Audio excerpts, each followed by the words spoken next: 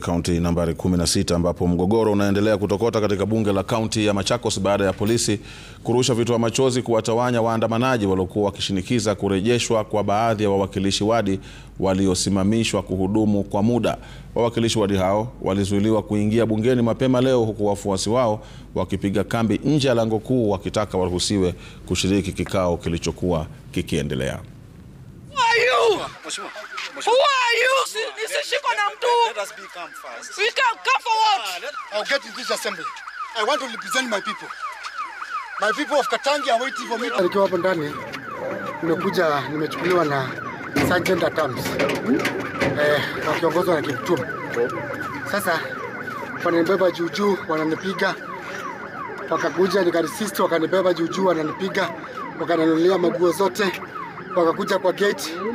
Wakanifinya na mguu hapa.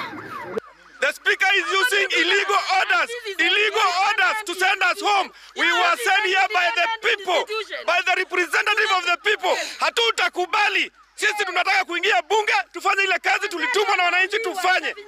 Na mnaumiza wajumbe. Mnaumiza wajumbe bure.